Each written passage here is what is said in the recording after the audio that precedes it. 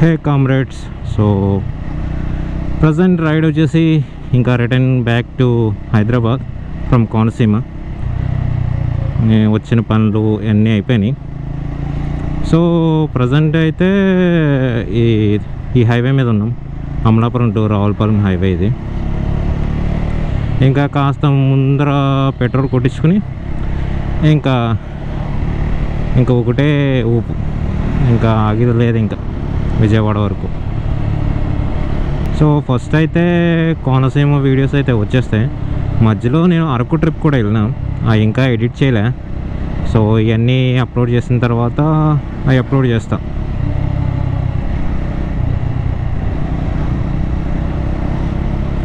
ఒక 2 వీక్స్ అయితే ఉన్నాను ఇక్కడ. ఇప్పుడు ఇంకా మన ఆఫీస్ ఉంది కదా, ఇంకెళ్ళిపోయే టైం వచ్చింది. ఈరోజు సండే 26 జనవరి, రిపబ్లిక్ డే.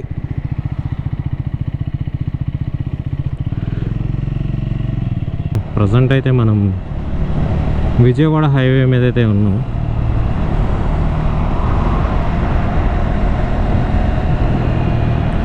ఒక 10 minutes బ్యాక్ బయలుదేరినాం మనం గోపాల్పురం.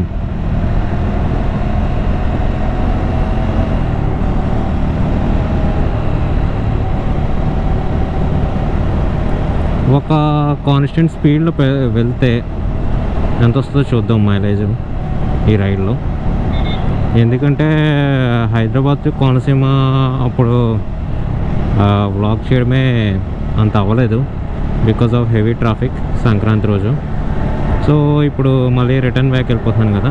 అవును, ఈరోజు republic day 26 January. And gloves కూడా చేంజ్ చేశాను. ఇప్పుడు ఇది టర్నడో 4 Pro.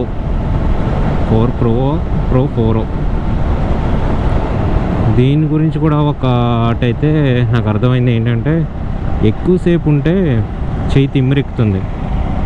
ఎక్కువసేపు వేసుకుంటే అంటే మూమెంట్ ఏమీ లేదనుకో తిమ్మిరెక్కుతుంది ఇది ఈ గ్లౌజ్.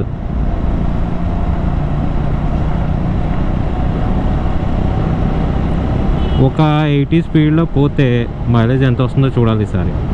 నాకు హైయెస్ట్ వచ్చింది 35. ఇప్పుడు సేమ్ ఇదే రోడ్లో ఎప్పుడంటే ఒక 4 months బ్యాక్ అనుకుంటా, ఇండిపెండెన్స్ డే అప్పుడు వచ్చినప్పుడు వచ్చింది 35. ప్రస్తుతం అయితే ఎయిర్ ఫిల్టర్ అయితే ఇది క్లీన్ చేయాలి, అదొకటి ఉంది. ఎందుకంటే పవర్ ల్యాగ్ అవుతుంది తెలుస్తుంది నాకు, థ్రాటిల్ రెస్పాన్స్. అండ్ ఇది రైడ్ బై వైర్ టెక్నాలజీ కదా, థ్రాటిల్ బాడీ ఉంటుంది బట్ ఎక్కడ ఉంటుందో నాకు తెలియదు. అదొకసారి క్లీన్ చేయాలి ఇది. ఎందుకంటే ఇది ఇంజిన్ స్టాల్ అవుతుంది లాస్ట్ ఒక 2000 kilometers నుంచి ఎక్కువ స్టాల్ అవుతుంది.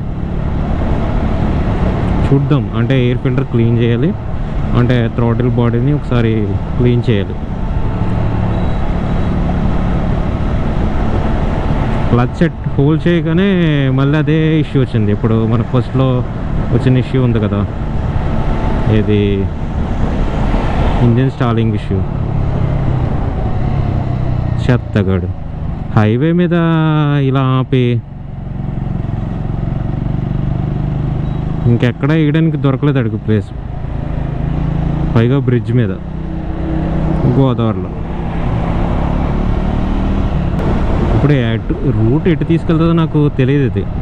ఎందుకంటే మొన్న కొత్త హైవే మీద వచ్చాం కదా, కొత్త హైవేలో ఓపెన్ చేశారు కదా, విజయవాడ నుంచి ఏలూరు ఈ ఊర్లోకి అయితే వెళ్ళలేదు కొత్త హైవే మీద నుంచి.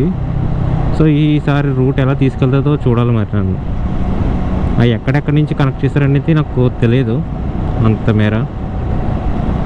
ఈసారి చూద్దాం. విజయవాడ ఇంకా 152 kilometers కనబడుతుంది. గ్యాల్పర్ బ్రేక్ ప్యాడ్స్ చేంజ్ చేసినా కదా, కాస్త నాకు తెలిసి స్పీడ్ 400 బయటే బాగున్నది. కాకపోతే స్పీడ్ 400కి గ్యాల్ఫర్కి నాకు ఏమర్థమైందంటే గ్యాల్ఫర్లో నాయిస్ చాలా తక్కువ వస్తుంది. అంటే సింటెడ్ కాదు ఇవి, సింటెడ్ అయితే ఎక్కువ నాయిస్ వస్తాయి. బట్ గ్యాల్ఫర్ అయితే అంత నాయిస్ రావట్లేదు.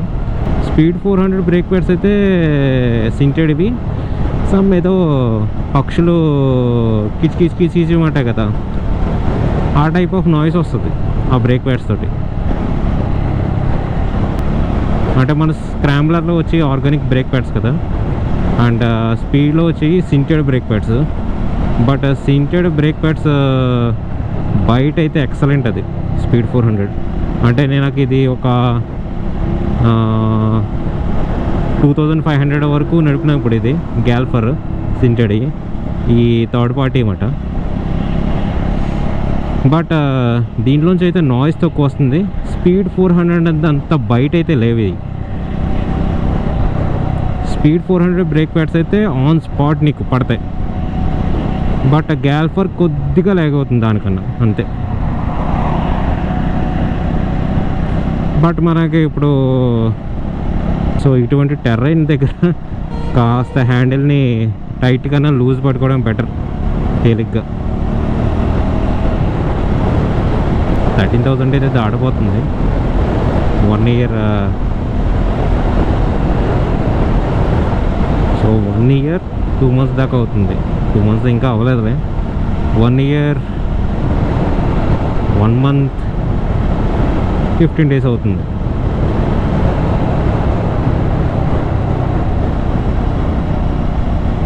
బో జుప్ మనం ఊతుంది ఈ టెరైన్ మీద,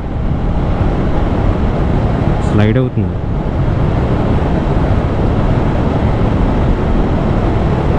తణుకు ఇంకా 11 kilometers కనబడుతుంది. ఈరోజు సన్నీగా ఉన్నది వెదర్. ఇలా ఉంటే ఓకే. ఇంకా ముందుగానే బయలుదేరేసింది. బట్ లైట్ ఫేడ్ అవ్వకుండా వాటికి సిటీలోకి ఎంటర్ అయ్యింది. లైట్ ఫేడ్ అవ్వకుండా సిటీలోకి అయితే ఎంటర్ అయిపోవాలి, హైదరాబాద్ సిటీలోకి ఎట్టి పరిస్థితుల్లో. లేకపోతే ఇంకా సర్వ తీరిపోతుంది హైవే మీద. అసలే హై బీమ్ తీసుకుని వస్తారు వెహికల్స్.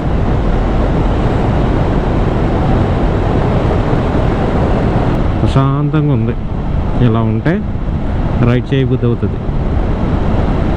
హైవే పైన ఎక్కువ వెహికల్స్ లేకుండా ఉంటాయి.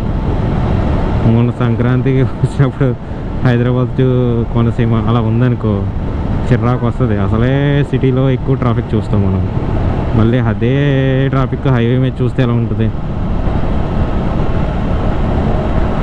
సో ఇంకా కోనసీమ ఎక్స్ప్లోర్ చేద్దామంటే నాకున్న పనులకి అవ్వలేదు అది ఎక్కువ. సో ఒక్కటి లోకల్కి అయితే వెళ్ళినా, ఆ వీడియో ఒకటి పెండింగ్ ఉన్నది.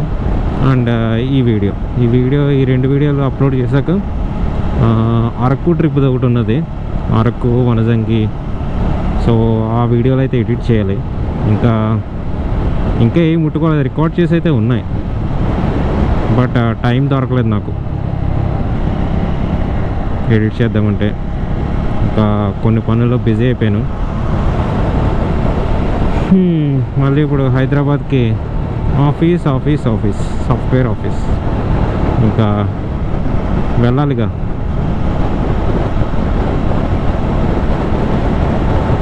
But Araku ride was one of the finest ride.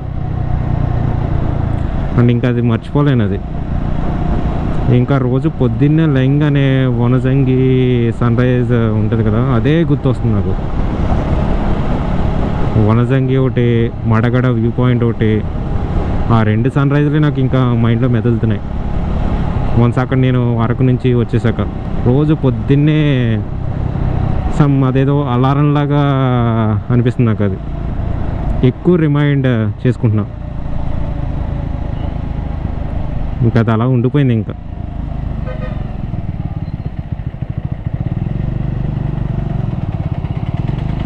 Speed 400 చూస్ చేసుకోవడమే బెస్ట్ స్క్రాంబ్లర్కి.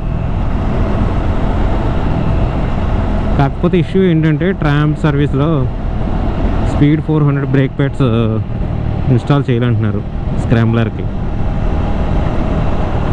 ఎందుకంటే అది పార్ట్ నెంబర్ తీసుకుంటలేదంట స్క్రాంబ్లర్కి.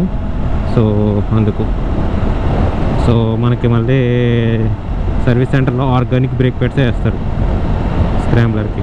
సో అవి అయితే అస్సలు మీకు సెట్ అవ్వవు హైవే పైన కానీ సిటీ రైడింగ్ కానీ. సో మీరే డిసైడ్ చేసుకోండి ఏంటి అనేది. ఫస్ట్లో అయితే వేసారు కానీ బట్ ఇప్పుడైతే ఎయిట్లా ఆపేశారు పార్ట్ నెంబర్ తీసుకుంటలేదని.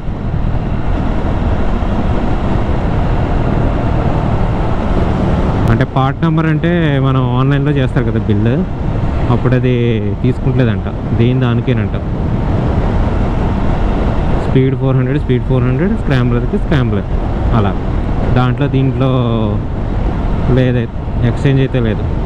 ఇంకా చాలా వీడియోస్ అయితే పెండింగ్ ఉన్నాయి. కొంతమంది అడిగినారు అవి మోటో వ్లాగింగ్ సెటప్ అని. నా మోటో వ్లాగింగ్ సెటప్ ఏంటి అండ్ ఇంకోటి స్క్రాంబ్లర్ ప్రోస్ అండ్ కాన్స్ గురించి చెప్పమన్నారు.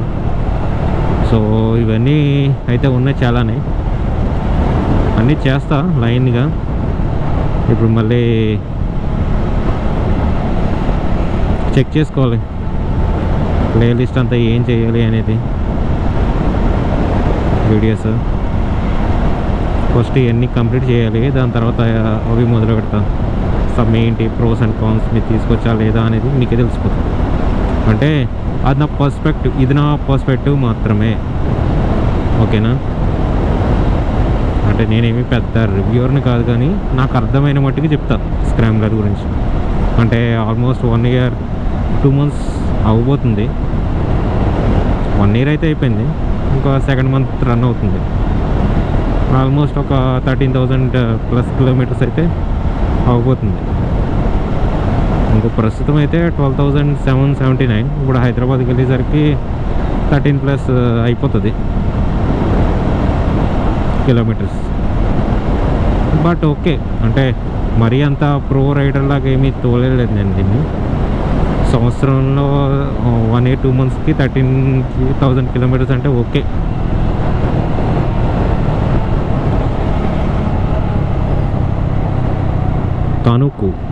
తణుకుకి అయితే వచ్చేసాం మనం. చాలామంది ఈసారి కోడిపందాలకి భీమవరం చాలామంది వెళ్ళారు. అలాగే తాడేపల్లిగూడెం ఏదో ₹1,00,00,000 కోడిపందం ఉంది కదా, సో దానికి ఎక్కువ హైప్ వచ్చింది ఈసారి. నేను ఎప్పుడు వినలే, ఫస్ట్ టైం వింటున్నా కోడిపందాల్లో ₹1,00,00,000 అంటే. నేనే ఆశ్చర్యపోయాను. కొందరికి చూడాలనిపిస్తుంది. ఐ మీన్ ఇప్పుడు కోడిపందాలు ఏంటిది, సంక్రాంతి హడావుడి ఎలా ఉంటుంది ఇటు సైడ్ గోదావరి జిల్లాల్లో అని. ఎవరైనా గోదావరి ఫ్రెండ్ ఉంటే మీకు సెట్టు.